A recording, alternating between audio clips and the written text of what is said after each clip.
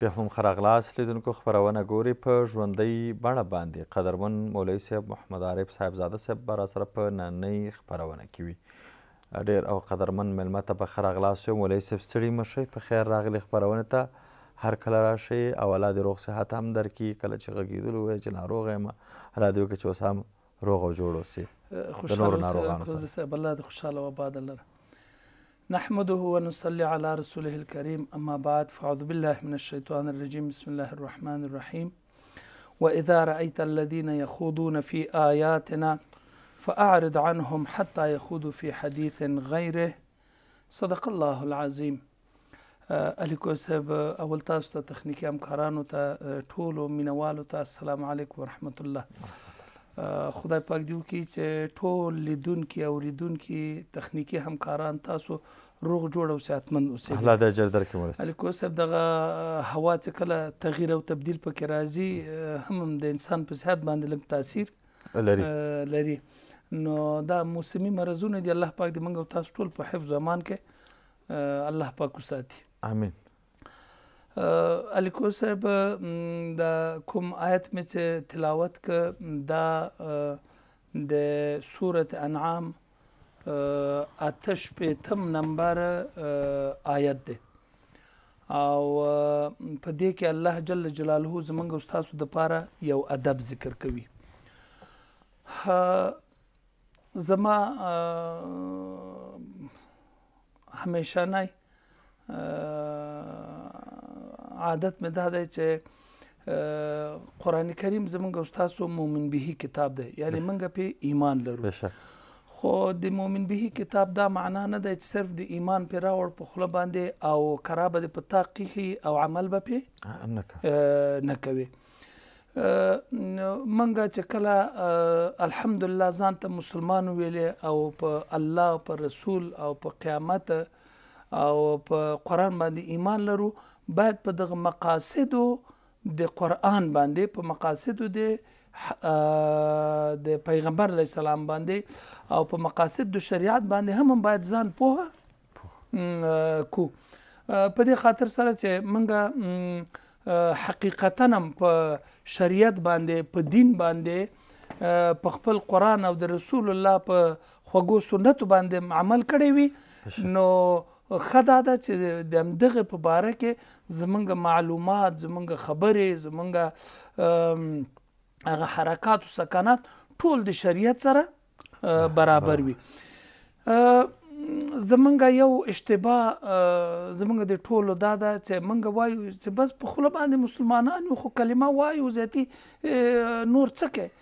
حالانکه دین، شریعت، قرآن کریم او دا مذهب دا عبارت د قانون د زندگی ده چې په دې زندگی کې باید په دغه قانون باندې عمل وکړو، د همدغه مطابق عمل وکړو. هغه خبرې، هغه اعمال او هغه حرکات او سکنات اجرا کو چې موږ ته په خپل دین کې په خپل شریعت کې په هغې باندې امر شوی ده. اوس که چېرې موږ داسې وکړو چې ځان ته مسلمان وایو خو د غیر مسلمو تقلید کوو، د غیر مسلمو پسې روان یو، د غیر مسلمو د هغه خلکو چې زمونږ د دین دښمنان دي، زمونږ د الله دښمنان دي، زمونږ د وطن دښمنان دي، زمونږ د عقیدې او د مذهب دښمنان دي او موږ هغوی پسې روان یو، نو دا خو مسلماني کامله مسلماني نه سوه. نو قرآن زموږ او تاسو کتاب دی، الله پاک موږ او تاسو ته نازل کړی دی. په دې کې احکامات نازل کړي، په دې کې اوامر سته، په دې کې نواهي سته، په دې کې امثال مثالونه ډېر زیات موجود دي، په دې کې عقلي دلایل د الله په وحدانیت باندې موجود دي، په دې کې دلایل نقلي موجود دي. بر علاوه د دې نه په قرآن او په احادیثو کې ګورئ موږ دا دعوا لرو چې دا دین د اسلام یو حقیقي دین دی. حقیقي دین دا دی چې د انسان په زندګۍ کې کومه جزیه مخې ته راځي په شریعت کې به د هغې دپاره یو مسله او یو حکم موجود وي. دا خلک په اشتباه کې واقع شوي دي چې کوم وایي چې یاره په قرآن کې ځینې مسایل نسته، یا په شریعت کې نسته، یا په دین کې نسته، بلکې په الف نه راواخله تر یا پورې هر څومره چې زندگی د انسان ده له اول نه تر اخره پورې د زندگی په هر بخش کې چې وي د هغې دپاره اصول او قوانین آداب او نزاکتونه دا په قرآن یا په احادیثو د رسول الله صلی الله علیه وسلم کې ذکر دي.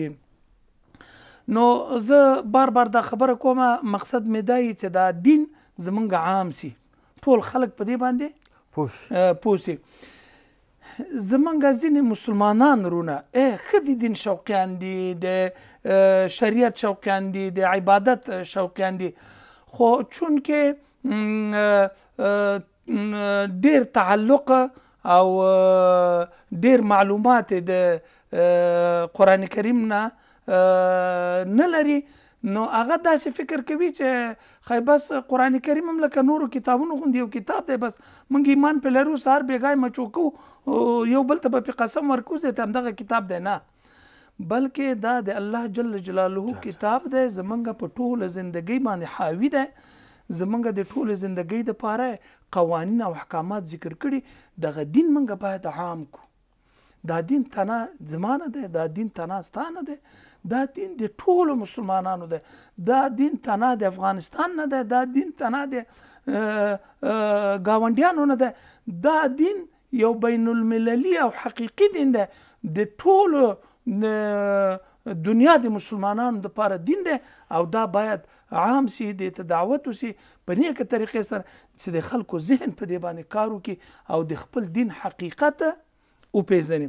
اوس زمونږ په ډېر داسې مسلمانان رونه وي چې په خپل اسلامیت به فخر کوي چې زه مسلمان یم، خو لیکن دغه معلومات به نه لري د قرآن کریم په باره کې، دغه معلومات به نه لري د رسول الله د احادیثو په باره کې، دغه معلومات به نه لري د پیغمبر علیه الصلاة والسلام د هغه قوانینو باره کې چې زمونږ استاد په زندگی کې ذکر کړي دي.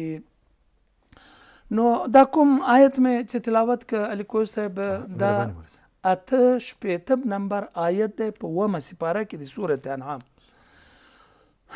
په دې کې الله جل جلاله زمونږ او ستاسو دپاره یو ادب او یو حکم ذکر کړي. اول به هغه حکم ووایو، دغه هر حکم دا بناوي په دلیل باندې، په دلیل باندې. دا حکم به داسې کو چې دا لکه یو دعوا غوندې ده. څه شی ده؟ دعوا غوندې ده. هره دعوا کې چې دلیل موجود وي هغه دعوا محکمه وي، او هره دعوا چې بې دلیله وي هغه دعوا باطله وي.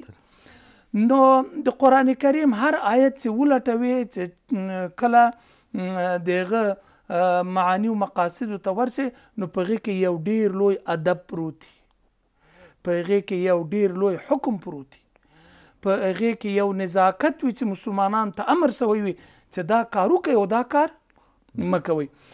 نو کوم حکم چې ذکر سوی وي هغه ادب دی، هغه دعوا ده. نو کوم آیت چې ذکر سوی هغه دلیل دی. هغه څه شی دی؟ دلیل دی. دا زمونږ او ستاسو په مذهب کې دا مشهوره مسله ده چې دلایل زمونږ او ستاسو په مذهب کې دا 4 دانې دي. چې کله ته یو مسله کوي، یو حکم بیانوي، یو دعوا کوي، نو یو له دغه 4 دلایلو باید تا سره موجود وي. اول چې کتاب الله ده، د قرآن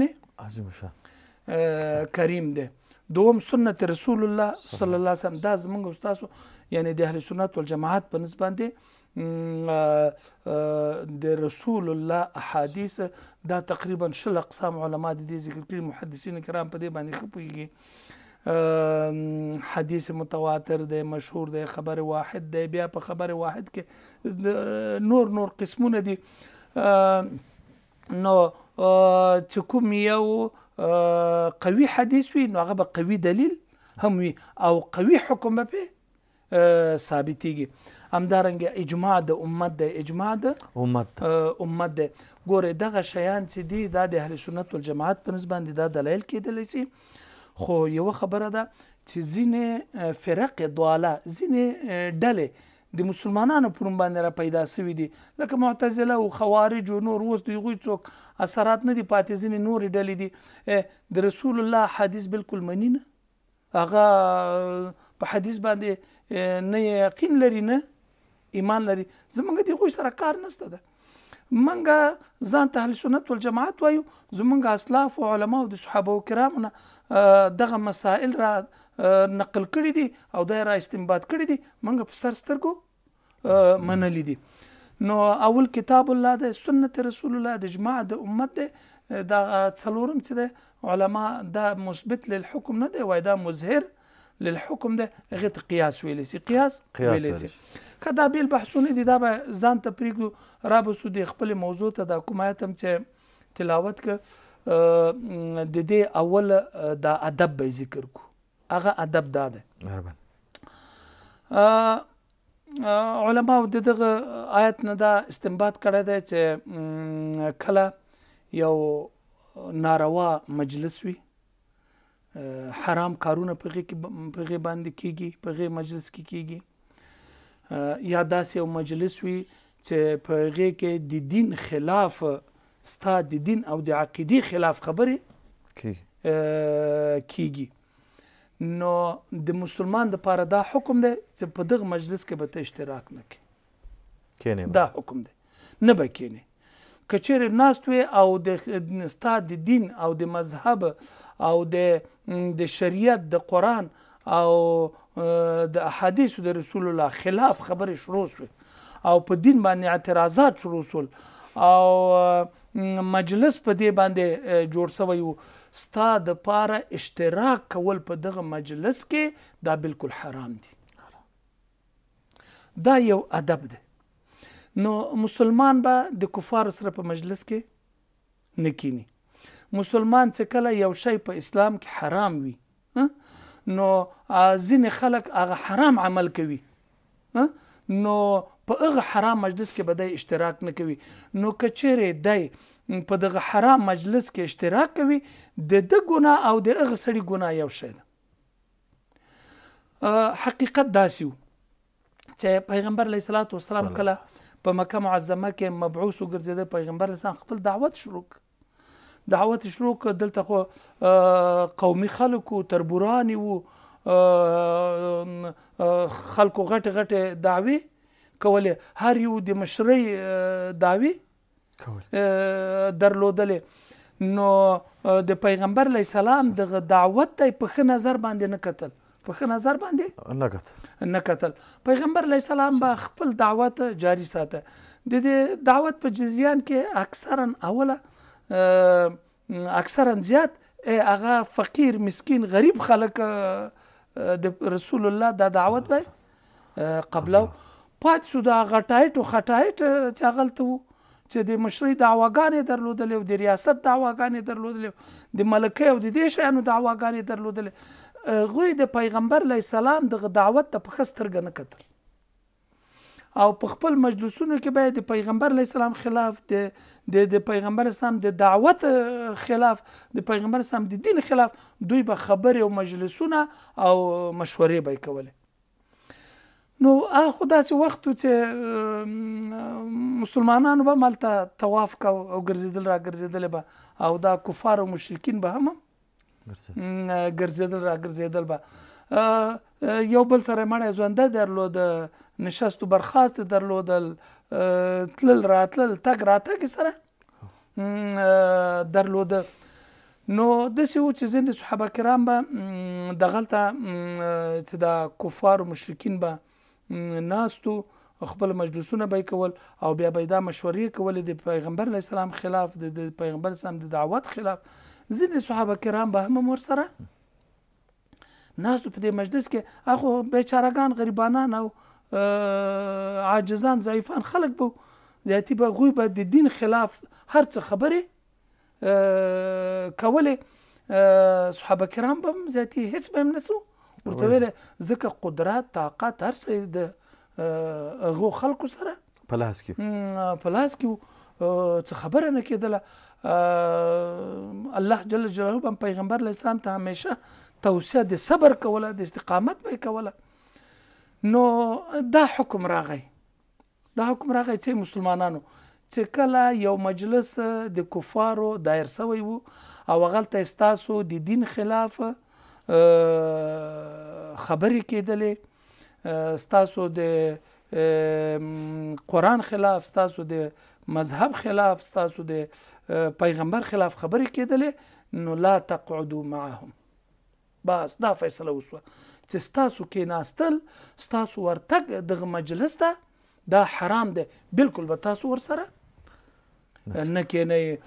که چیرې هر مسلمان په دغه قرآن باندې چې ایمان لري او وایي چې زه مسلمان یم، د کفارو په مجلس کې به شرکت نه کوي، ځکه دا حرام عمل دی. څه شی دی؟ حرام عمل دی. هیڅ چیرته به مسلمانانو ته ضرر ونه رسیږي، هیڅ چیرې به اسلامي ملک ته ضرر او تکلیفونه رسیږي، ځکه هغه به په خپل قرآن باندې عمل کوي، او څوک چې په قرآن او په شریعت باندې عمل کوي، الله دغه کومک کوي له ضررونو له تکلیفونو نه ساتي. خو چې داسې مجالس راسي چې کفار د اسلام خلاف، ستا د وطن خلاف، ستا د دین خلاف، ستا د علماو خلاف هغه اقدام کوي، او ته هغه سره ورځې شریکېږي، ته ورته زه تا ته هر کار کومه، نو اول دغه عمل حرام دی. که چیرې ته ځان ته مسلمان وای، نو ستا شرکت کول په داسې مجلس کې دا مطلق حرام دی. ته ولې په داسې یو مجلس کې چې هغه د ګناه دی، هغه د اسلام خلاف دی، هغه د دین خلاف دی، هغه ستا د عقیدې او د فکر او د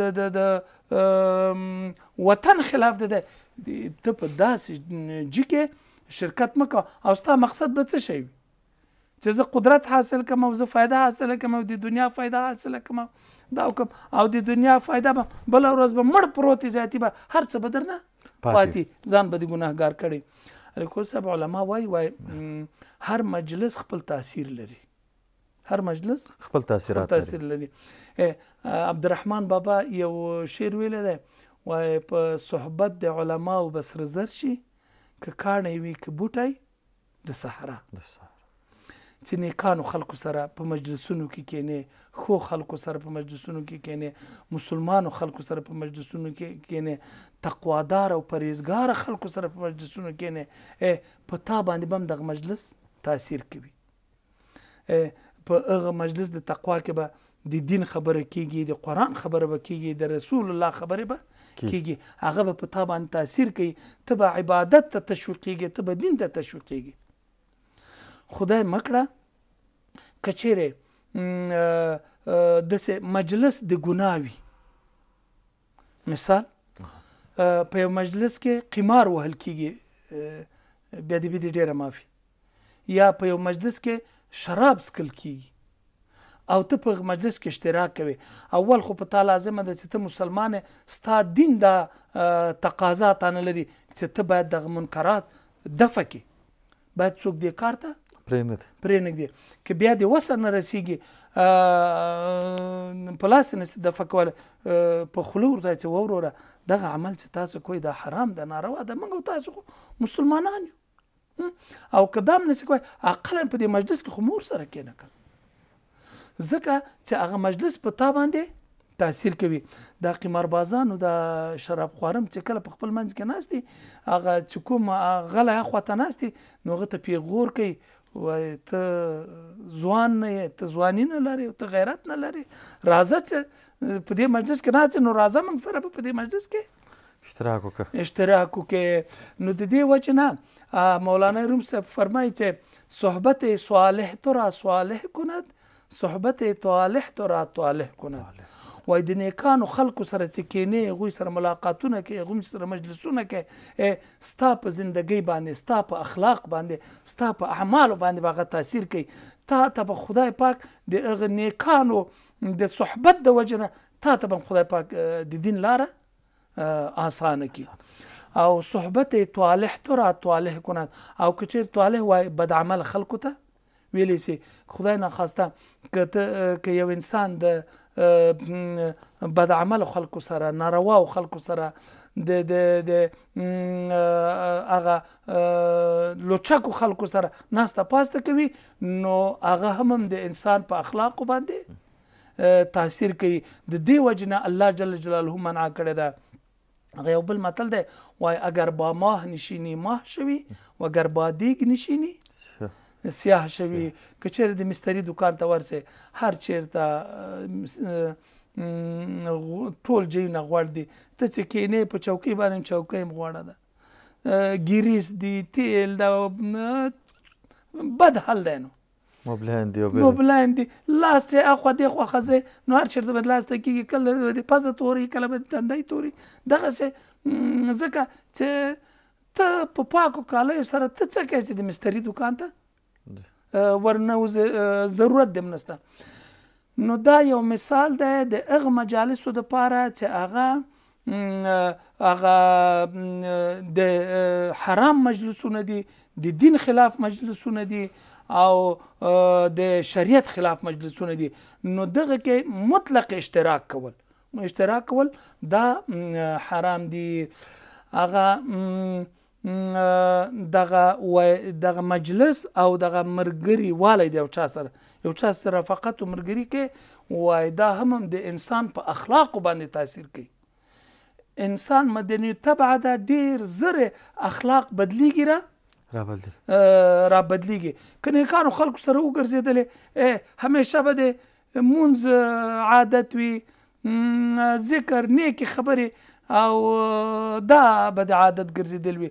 خدای مکړه که د هغه د شریعت خلاف بعضې خلکو سره ته ملګرتیا وکړې، نو هغه بیا هغه ناروا خبرې د سړي له خولې نه وځي، د کبر خبرې او د لوچکۍ خبرې او دلته ودرېږه او پایڅې جګې که او ځان نیغ کوه، بس دغه به د عادت د سړي ګرځېدلی.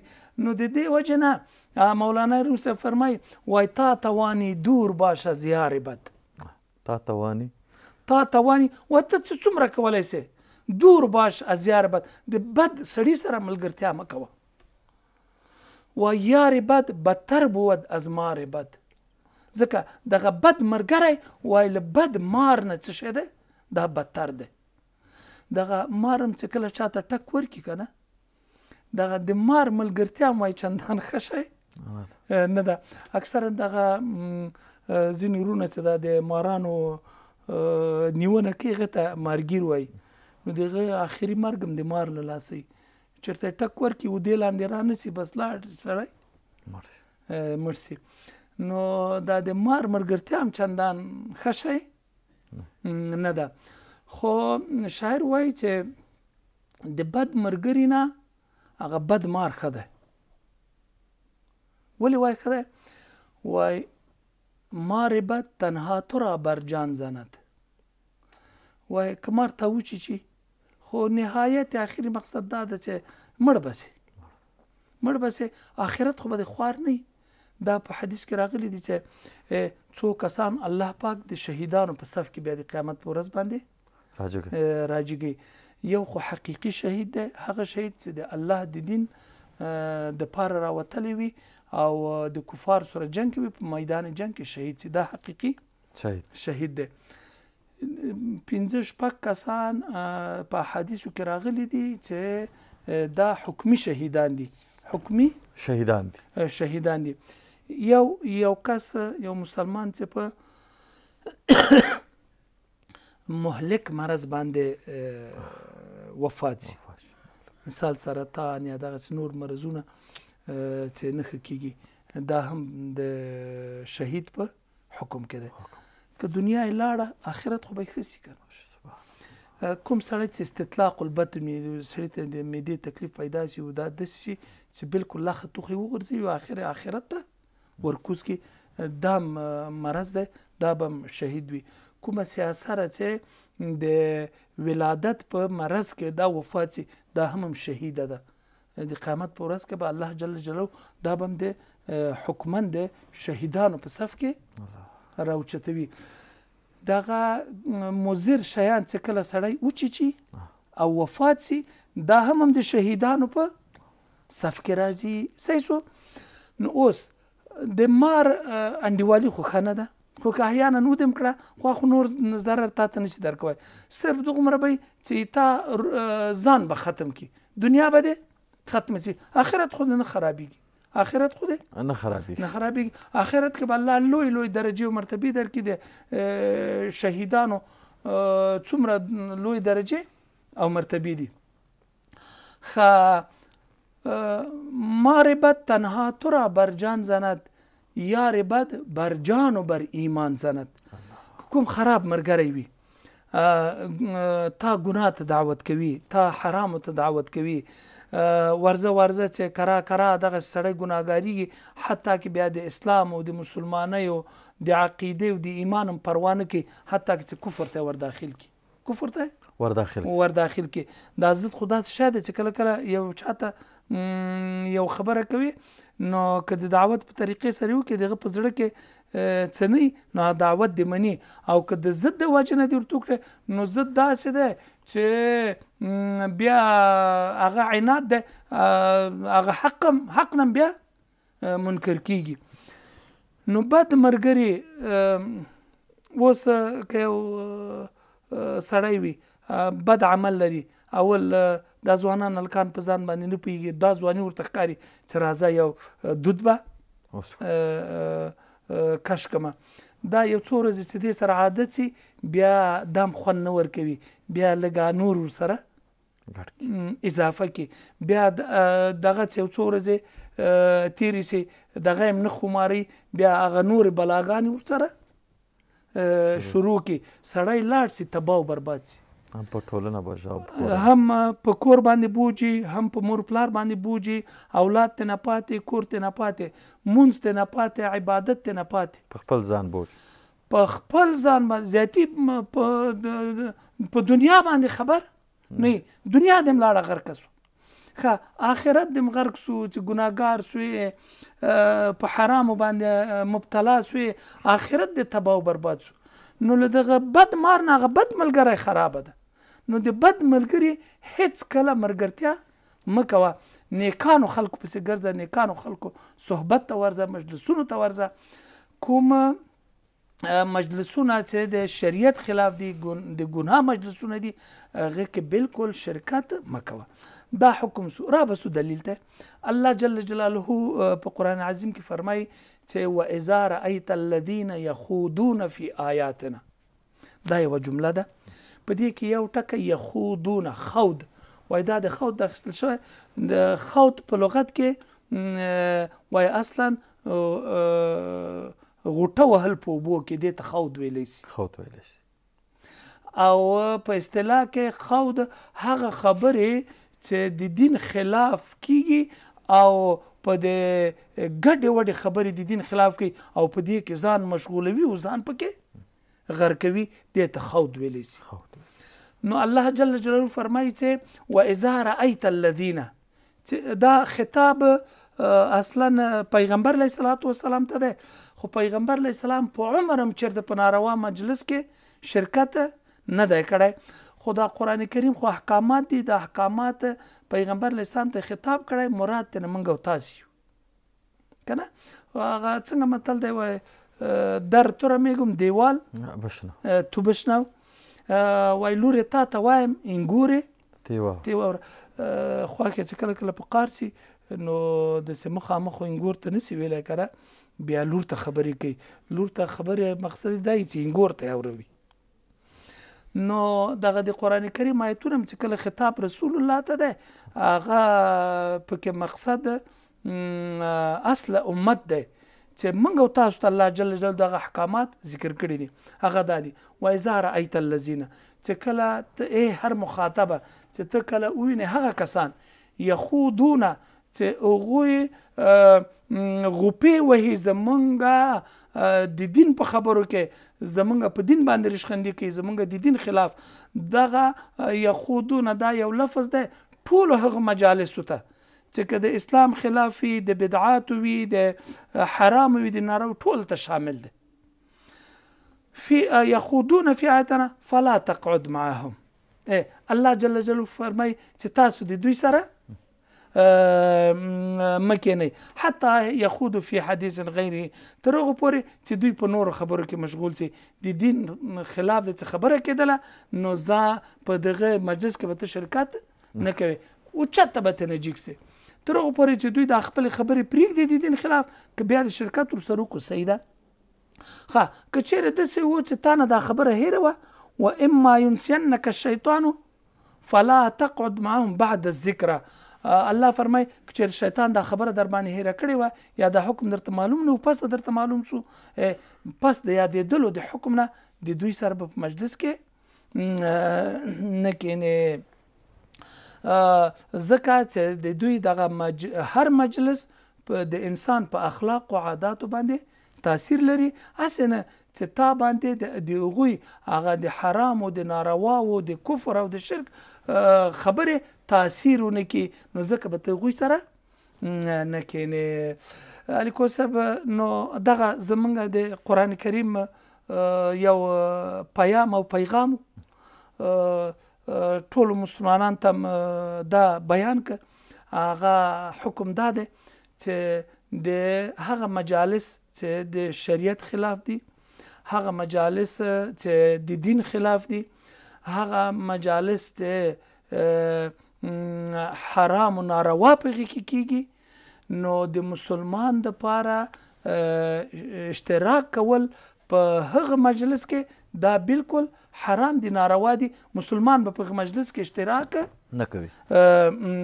نه کوي او احیانا که د اشتراک وکړه د الله د یو امر نافرمانی به یې کړې وي یوه خبر بله خبره دا ده دغه مجلس چې کله دی پکې اشتراک کوي نو هغه څه خبرې او فیصلې چې پکې کیږي او دی په شوق سره اوري نو دی به هم په هغه ګناه کې شامل وي د هغه د مسله د غیبت باره کې وایي غیبت کول او غیبت اوریدل دواړه یوه خبره ده و زه غیبت درته کومه او ته په شوق سره اورې که چېرې ته ماته وایې چې وروره غیبت د حرام د مې کوه خو زه به بند شم او دا چې ته په شوق سره اورې زه هم درته وایم ته هم را سره پکې شریک یې زه هم پکې شریک یم نو دغه مجالس د ګناه چې کله ګناه پکې کیږي او یو سړی اشتراک پکې کوي دا بالکل حرام دی ناروا اشتراک به پکې نه کوي خصوصا هغه متدین خلک سپینګیري خلک حاجي صاحبان